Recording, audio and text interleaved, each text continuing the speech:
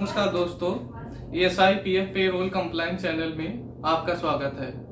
मैं राहुल। आज मैं बताऊंगा कि आप कंपनी छोड़ने के बाद full and final claim form 19 और 10C PF और पेंशन का पैसा कैसे निकाल सकते हैं।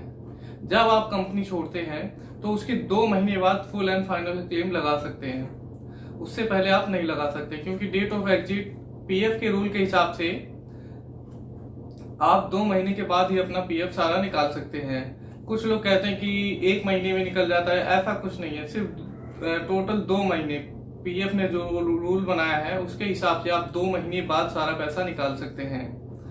कई बार क्या होता है कि एम्प्लॉय ने किसी कंपनी में काम किया, मान लीजिए ABCD कंपनी में काम किया, उसके बाद फिर वो 10 दिन बाद किसी दूसरी कंपनी में ज्वाइन कर लेता है। अब क्या होता है, इसके 2 कोड बन गए। एक ही यूएन में आपका लाइफ में एक ही यूएन बनेगा, आधार कार्ड से वो लिंक होगा, उसके बाद दूसरा यूएन नहीं बन सकता है। पहले बन जाता था, लेकिन अभी ऐसा नहीं है, अब सिर्फ एक ही यूएन ही बनता है। तो क्या ABCD कंपनी ज्वाइन किया था, उसने छोड़ दिया, उसके बाद उसने कोई दूसरी कंपनी CDF ज्वाइन कर लिया। तो अब जब वो CDF कंपनी छोड़ेगा तो वो सोचेगा कि मैं पैसा निकाल लूं 2 महीने बाद, लेकिन फिर वो यही गलती कर देता है, क्योंकि जब वो पैसा निकालने जाएगा तो क्लेम सिर्फ फुल एंड फाइनल का क्लेम, PF और पेंशन निकालने का क्लेम हम सिर्फ करंट वाली कंपनी जो लास्ट में छोड़ी है, जो सबसे अभी करंट में छोड़ता है, सिर्फ उसी में लगा सकते हैं। PF के रूल के हिसाब से आप पुरानी कंपनी का पैसा नई वाली में ट्रांसफर करके फिर सारा पैसा निकाल सकते हैं। अगर आप पहली जो छोड़ी है कंपनी CDF, उसमें क्लेम लगा लेते हैं और पुरानी वाली कंपनी में आप ट्रांसफर नहीं करते, नए पुरानी वाली कंपनी का पैसा नई वाली में ट्रांसफर नहीं करते, तो इस कंडीशन में क्या होगा, आपकी पुरानी वाली कंपनी का पैसा फंस जाएगा, फिर वो नहीं निकल पाएगा, फिर आपको बहुत दिक्कत का सामना करना पड़ेगा। इसलिए पहले अगर आपकी 2 कोड है, आपने 2 कंपनियों में काम किया है, पिछली वाली कंपनी का पैसा नहीं निकाला है, तो पिछली वाली कंपनी का पैसा पहले नई वाली में ट्रांसफर कीजिए, उसके बाद फॉर्म 13 भरिए, उसके बाद फुल एंड फाइनल PF का फॉर्म 19 और 10C भरिए। चलिए दोस्तों, अब बताता हूं कि जब हमारा KYC, पैन कार्ड की KYC नहीं होती है और हमारा अमाउंट 50,000 से ज्यादा होता है, तब हमारा 10% 30% TDS कट जाता है। ये अमाउंट PF और पेंशन को मिला के होता है। अगर आपका 50,000 से कम है, तो अगर पैन कार्ड की KYC नहीं हो रखी तो मैंडेटरी नहीं है, बैंक और आधार मैंडेटरी है, उसकी KYC हो रखी हो, 50,000 से अमाउंट कम है, तो विड्रॉ करने में कोई 1 भी रुपये डिडक्ट नहीं होगा।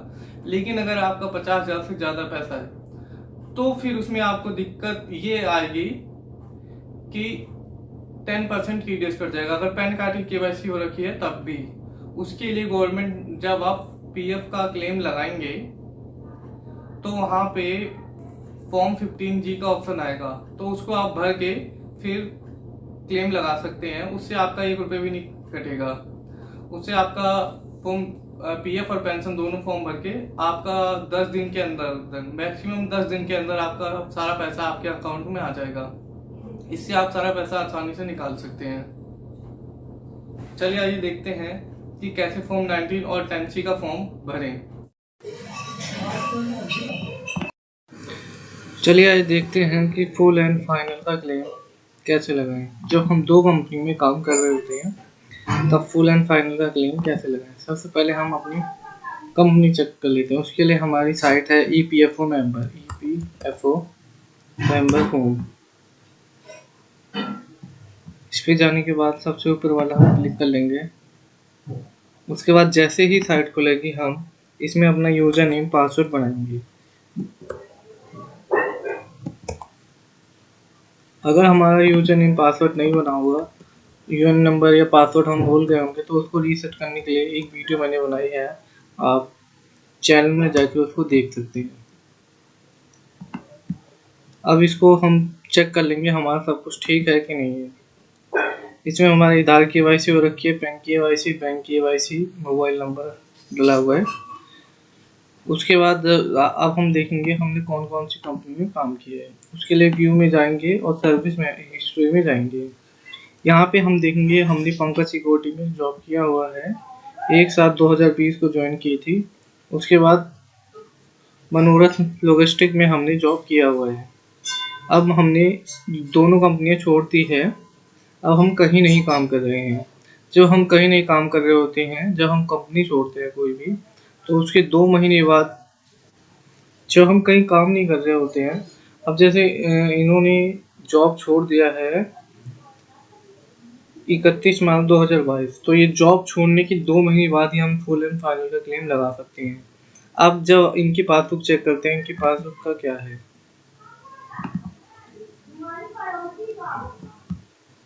अब इनकी पासबुक की साइट है पीएफ क्लेम स्टेटस।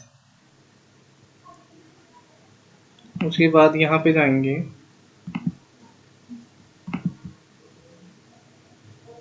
यहाँ पे यूजर नेम पासवर्ड डाल देंगे।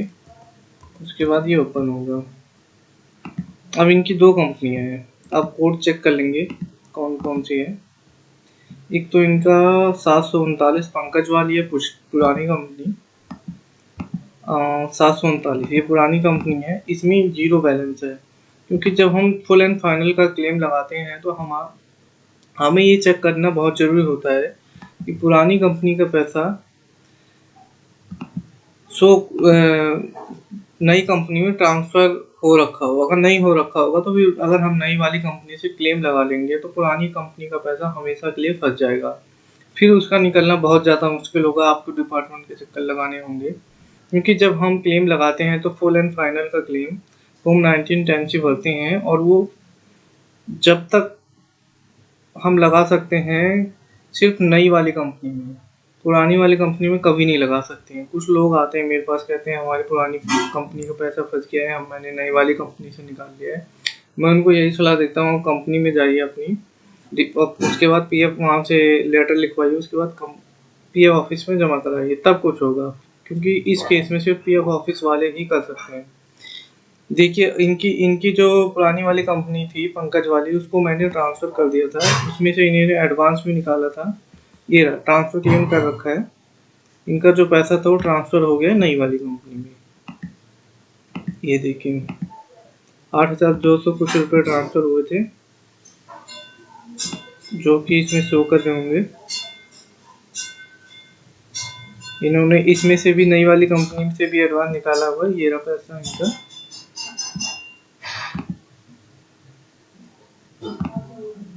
तो इनका टोटल बैलेंस 15,662 रुपये पीएफ का और 8,532 रुपये पेंशन का। और पुरानी वाली कंपनी का पैसा पेंशन का शो नहीं करेगा ट्रांसफ़र किया हुआ, लेकिन ये 15,125 रुपये भी इनका पेंशन वाला इसी के साथ निकल जाएगा नई वाली कंपनी के।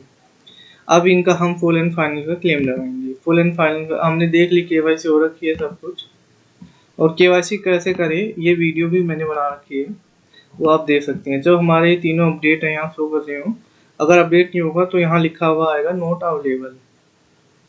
अब हम इनका फुल एंड फाइनल का क्लेम करते हैं, तो उसके लिए हमें claim step form 1910C, form 31 advance के लिए होता है, 1910C फुल एंड फाइनल के लिए होता है।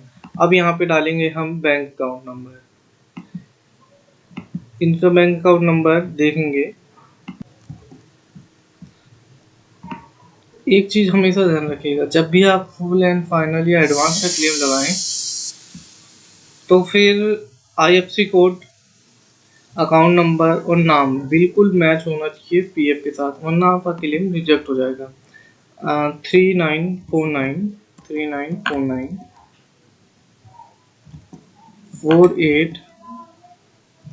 988 18। जब हम क्लेम करेंगे यस पे जाना है, उसके बाद प्रोसेस।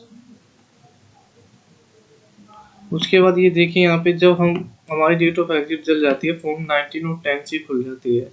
जब हमारी डेट ऑफ एग्जिट रिजाइन की डेट नहीं डली होती है, सिर्फ हमारा फॉर्म 10C ही खुलता है, फॉर्म 31 ही खुलता है। सिर्फ हम एडवांस ही निकाल सकते हैं जब तक हमारी रिजाइन डेट नहीं डली होती, डेट ऑफ लिविंग ये वाली डेट। ये वाली डेट डल गई है तो अब हम 19 और 10C भर सकते हैं। फॉर्म 90 भरेंगे अब।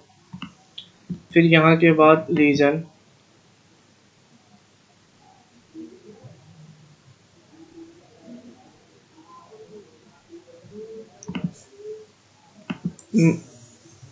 सबसे ऊपर वाला क्लिक कर देंगे, परमानेंट सेटलमेंट, क्योंकि अब इस कंपनी में नहीं जाना नहीं है, और जाना है तब भी इसी को भरेंगे हम क्लेम के लिए। तो उसके बाद हम यहाँ पे एड्रेस, और ये 15G इनका पासबुक हमने देखा था, 15 ये था, 8 ये था, 15, 8, 23, और पुरानी वाली में पेंशन का पैसा 15 के करीब था। वो हम टोटल इनका 50 से कम है। जब हमारा 50 से कम होता है तो हमें फिर फॉर्म 15G लगाने की जरूरत नहीं होती है।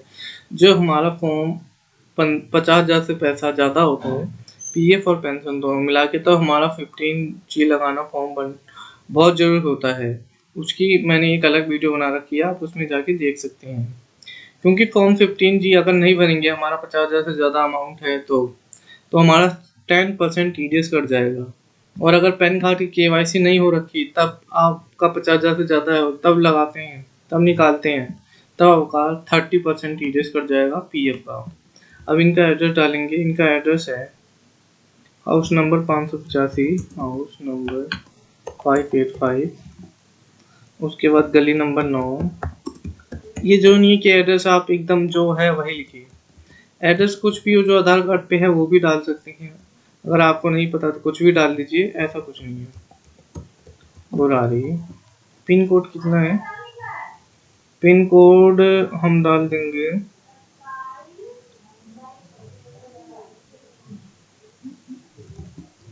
1170। अब एक चीज हमेशा ध्यान रखना, इसमें बोलना ओनली जेपीजी और JPEG file, 100 KB and maximum 50 KB, 100 और 50 के बीच में होना चाहिए, तब जाके लेगा। अब यहाँ पे मैं इनकी पासबुक है, अब हम चेक कर लेंगे। चेक करने के लिए राइट क्लिक करेंगे और प्रॉपर्टीज में जाएंगे, और यहाँ पे ये दिखा देगा ये 100 और 50 के बीच में है, बिल्कुल सही है। उसके बाद हम यहाँ से सिलेक्ट करेंगे और यहाँ पे डेस्कटॉप पे जाएंगे, डेस्कटॉप से सिलेक्ट कर लेंगे असलम अली। फिर यहाँ पे राइट क्लिक करके ये होता है कि मैंने जो भी फॉर्म भरा है वो बिल्कुल सही है, तो गेट ओटीपी पे क्लिक करेंगे। ओटीपी चला गया। अब हम जिसका भी क्लेम लगाए हैं उनसे एक बार ओटीपी ले लेंगे। हमने ओटीपी डाल दिया, उसके बाद valid OTP and submit claim form पे क्लिक करेंगे।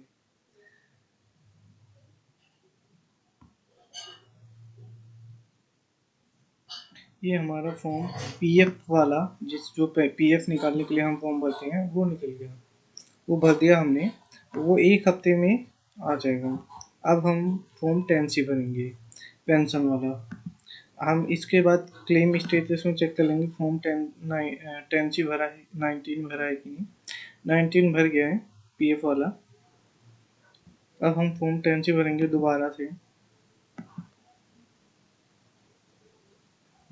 क्लेम, ऑनलाइन क्लेम में जाएंगे,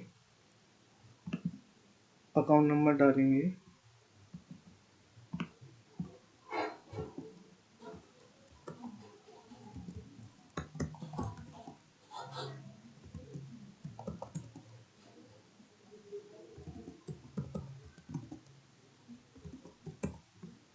वैलिड ओटीपी। जैसे हमारा अकाउंट नंबर कुछ भी गलत डलता है तो फिर हमारा नहीं निकल पाएगा। 3949489818।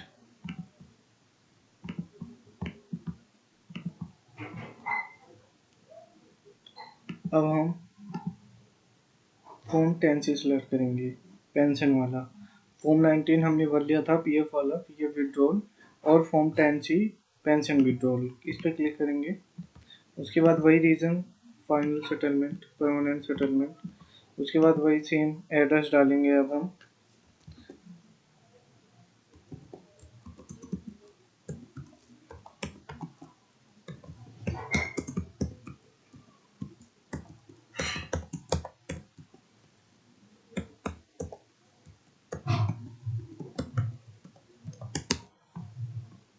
सेम ऐसे पीएफ पासबुक सेलेक्ट करेंगे।